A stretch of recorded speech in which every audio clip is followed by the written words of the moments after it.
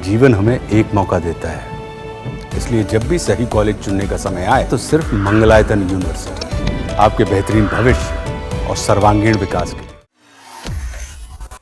Iran से चल रहे भीषण युद्ध के बीच इजराइल में हमले अब लगातार तेज हो रहे हैं। ईरान ने आज सुबह इजराइल के 4 शहरों तेल अवीव, बिशेरबा, रमनगढ़ और होलोन पर 30 मिसाइलें दागी। कई मिसाइलों को इजरायली डिफेंस सिस्टम रोकने में भी कामयाब नहीं रहा।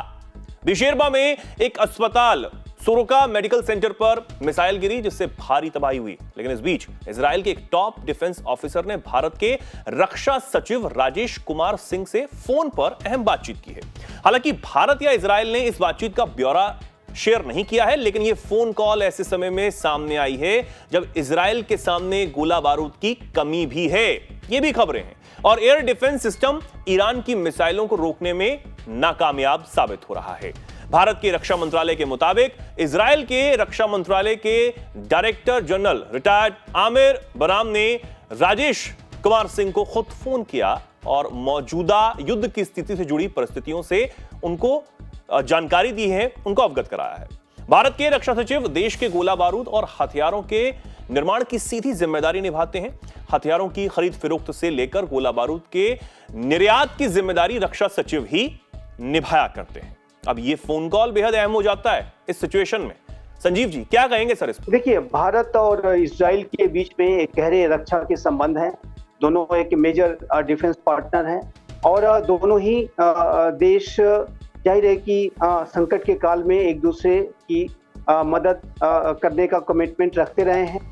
और वर्तमान समय में जो इजराइल और ईरान के बीच में युद्ध चल रहा है, उसके संदर्भ में ये जो बातचीत में जाहिर है कि इजराइल की तरफ से ये सारे अपडेट्स भारत को दिए जा रहे हैं।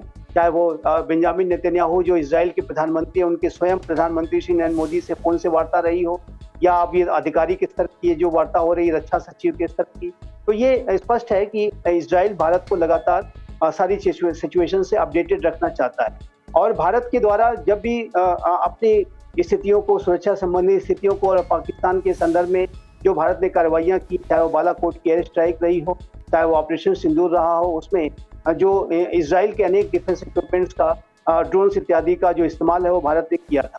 तो ये भारत और इजराइल के बीच के गहरे संबंधों को दिखाता है और रक्षा के संबंधों को दिखाता है। लेकिन अब आने वाले समय में जो वहाँ पर स्थितियाँ जैसी भी बनती हैं, उससे जाहिर है कि भारत उस पर पैनी नज़र रखेगा। और अब ये देखना होगा कि वहाँ पर किस तरीके के फर्दर सिनारियोज डेवलप होते हैं। लेकिन जहाँ तक भारत और इजराइल के बीच में आपसी रक्षा संबंधों और सहयोग का प्रश्न है, तो वो मेरा मानना है कि ये यथोचित। लेकिन सर ये भी तो सच है, ये भी तो सामने आ रहा है कि तमाम जो मिसाइलें ईरान की तरफ से भी पलटवार के रूप में दागी जा रही हैं, उनको इजरायली एयर डिफेंस सिस्टम काफी हद तक इंटरसेप्ट नहीं कर पा रहा है। ये एक नमूना है जब अस्पताल पर जो हमले का दावा इजराइल कर रहा है और ये दिखा रहा है कि इसके बाद बहुत गंभीर पलटवार जो है वो किया जाएगा ईरान पर। देखिए, ये जो बड़ी स्थिति जो वहां पर दिख रही है, वो इस बात का स्पष्ट रूप से संकेत है कि आने वाले समय में यूनाइटेड स्टेट्स ऑफ अमेरिका इस पूरे युद्ध में सीधी एंट्री कर सकता है। क्योंकि इजराइल को यदि हैवी लॉसेस उठाने पड़े, और इजराइल जाहिर है कि उसके पास जो एयर डिफेंस का सिस्टम है, चाहे वो आयरन डोम हो, चाहे वो डेविड स्लिंग्स हो, या एरो 2 एरो 3 मिसाइल्स हैं, वो हाइपरसोनिक मिसाइल्स को, जो फतेह मिसाइल्स हैं, उसको रोकने में कई बार नाकाम साबित होते हुए दिखाई दे रही। तो ऐसे में इजराइल को लॉसेस उठाने पड़ रहे हैं। और देखा जाए तो दोनों ही, इजराइल ने ईरान को बड़ी क्षति पहुंचाई है, तो ईरान ने भी इजराइल के अंदर वो क्षति पहुंचा रहा है।